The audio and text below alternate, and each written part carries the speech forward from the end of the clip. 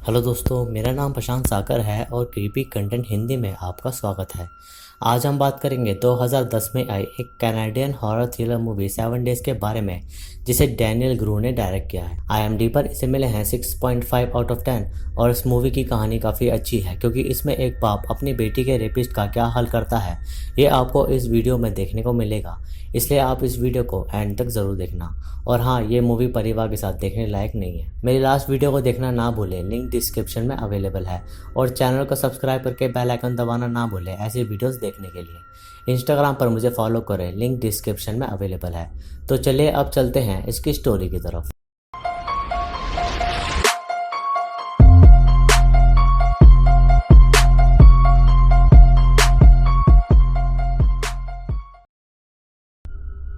तो मूवी की शुरुआत में हम हार्वी नामक ऑफिसर को देखते हैं जो अपने घर में एक टेप देखता है जिसमें एक क्रिमिनल किसी लेडी को एक सुपरमार्केट में शूट कर देता है और वो लेडी और कोई नहीं, हार्वी की ही वाइफ थी। और उस क्रिमिनल को हार्वी ने जेल तो करा दी थी लेकिन उससे इससे सेटिस्फेक्शन नहीं मिलता।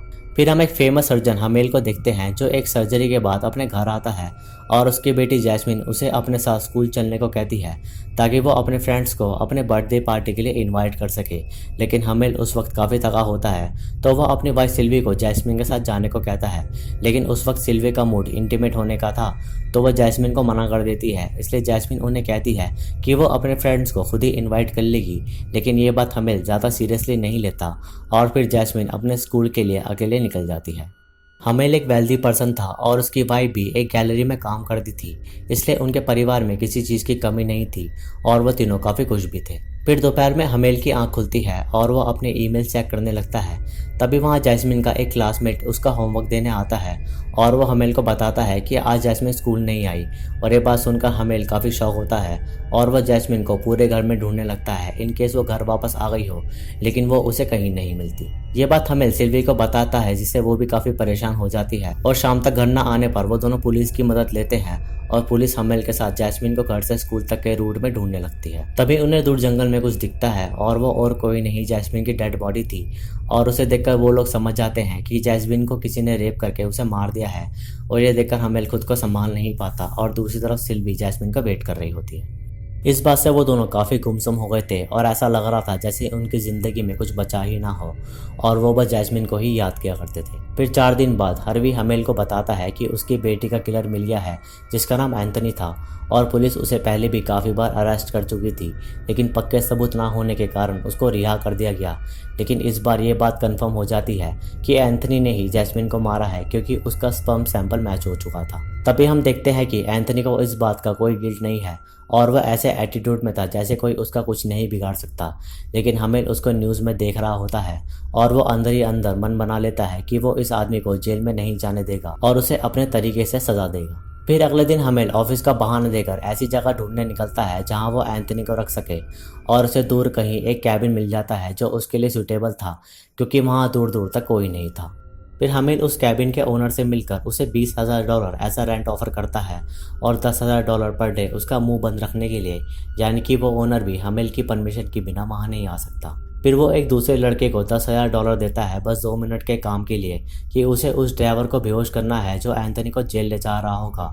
और इन अरेंजमेंट्स के चलते हमेल घर पर काफ़ी कम आता था जिससे सिल्वी उस पर शक करने लगी थी क्योंकि हमेल हॉस्पिटल नहीं जाता था। फिर अगले दिन वो लड़का अपना काम कर देता है और थोड़ा आगे जाने के बाद ड्राइवर बेहोश हो जाता है। तभी वहाँ हमेल आकर साथ के पुलिस वाले को कहता है कि वो एक डॉक्टर है और इस बात का फ़ायदा उठाकर हमेल उनके ट्रक को अपने साथ ले जाता है। और फिर थोड़ा दूर आने के बाद हमेल एंथनी को बेहोश कर देता है और उसे उसी कैबिन में ले जाता है जो एक सुनसान जगह पर था।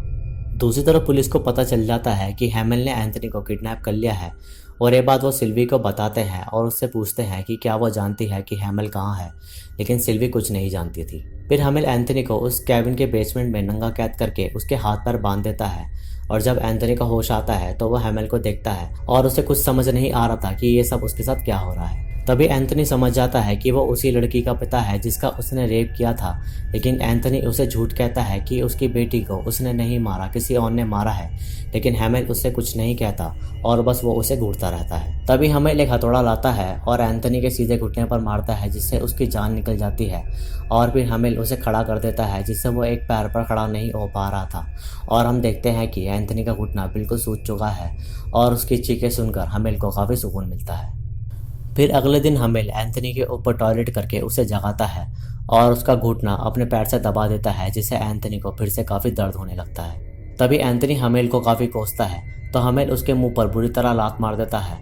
और फिर पास में ही हैमेल को एक मरा हुआ हिरन मिलता है, जिसे वह एंथनी को खाने के लिए दे देता है और भूख के कारण एंथनी को मजबूरन वो खाना पड़ता है। दूसरी तरफ हैमेल टीवी में खुद के बारे में न्यूज़ देखता है, लेकिन उसे फ़र्क नहीं पड़ता और जो वो करना चाहता है वो उसे करना ही है। उस रात हैमेल अपनी वाइफ को कॉल लगाकर बताता है कि आज उसने एंथनी का घुटना तोड़ दिया, तो उसकी वाइफ सीधा उसे घर आने को कहती है और इसी बीच उनकी बातें हार्वी सुन रहा होता है। तभी हार्वी हैमेल को समझाता है कि उसे ऐसा नहीं करना चाहिए, तो हैमेल उसे बताता है कि वह अपनी बेटी के बर्थडे वाले दिन एंथनी को मार देगा और फिर सरेंडर कर देगा।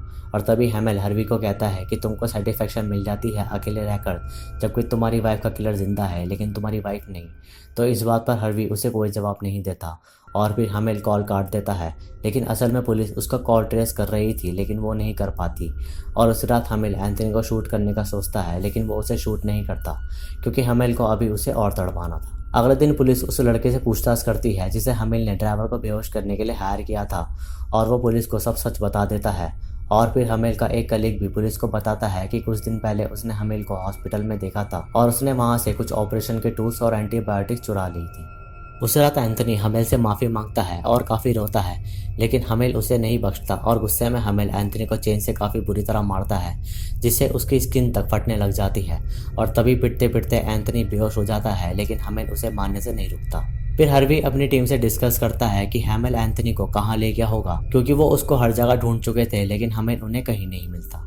अगले दिन हैमेल उस हिरन को जिसे एंथनी खाता था उसे नदी में जाकर फेंक देता है, क्योंकि उसकी स्मेल से पुलिस वहां आ सकती थी, इसलिए हैमेल कोई रिस्क नहीं लेता। और उस रात वो इंटरव्यू में सिल्वी को ये कहते सुन लेता है कि उसका हस्बैंड पागल हो गया है। और इस बात से गुस्सा होकर हैमेल सिल्वी को काफ़ी डांटता है और उसे ब्लेम करता है कि अगर वो जैस्मिन के साथ उस टाइम स्कूल चली जाती तो ऐसा नहीं होता, लेकिन तुम्हें बस इंटीमेट होने की पड़ी थी। और इस बात पर बहस करके दोनों अपना अपना फ़ोन तोड़ देते हैं। उस रात हैमेल एंथनी का ऑपरेशन करने की तैयारी करता है और उसे एक दवाई दिखाता है जिससे उसका पूरा शरीर नम हो जाएगा, लेकिन वो कॉन्शियस रहेगा। और तभी एंथनी हैमेल की सिंपैथी पाने के लिए रोने लगता है कि उसे बचपन में भी मारा जाता था और सबने उसको काफ़ी टॉर्चर किया, लेकिन हैमेल उसकी बात नहीं सुनता। और फिर हैमेल उस दवाई को एंथनी में इंजेक्ट कर देता है, जिससे वो नम हो जाता है।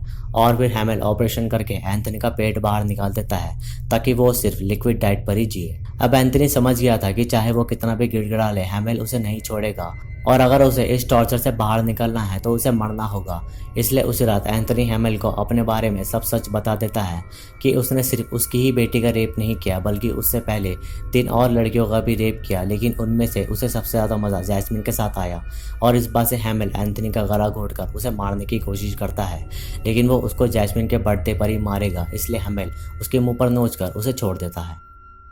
फिर उस रात हैमेल हार्वी से बात करता है और उसे बताता है कि एंथनी ने 3 और लड़कियों का रेप किया, लेकिन पुलिस उसकी कॉल ट्रेस कर लेती है और जब वो उसकी लोकेशन पर पहुंचती है तो वहां लैपटॉप के अलावा कुछ नहीं था और हैमेल ने उन्हें फेक कॉल लोकेशन दिखा के मैनिपुलेट कर दिया था। फिर कैबिन पर जाते हुए हैमेल का फ्यूल खत्म हो जाता है, इसलिए वो गैस स्टेशन चला जाता है जहां काउंटर पर खड़ी लड़की उसे पहचान लेती है और वो हैमेल को कहती है कि वो उसके साथ है और वो किसी को कुछ नहीं बताएगी कि हैमेल यहाँ आया था। फिर न्यूज़ रिपोर्टर उन पेरेंट्स से पूछते हैं जिनकी बेटियों को भी एंथनी ने मारा था और उनमें से सबका कहना था कि डॉक्टर हैमेल सही कर रहे हैं, लेकिन एक लेडी इस बात से अग्री नहीं करती और उसका कहना था कि हैमेल जो भी कर रहा है वो सब पॉइंटलेस है, क्योंकि आगे चल के उसे इससे कोई फ़ायदा नहीं होगा और मेरे लिए एंथनी एग्जिस्ट नहीं करता।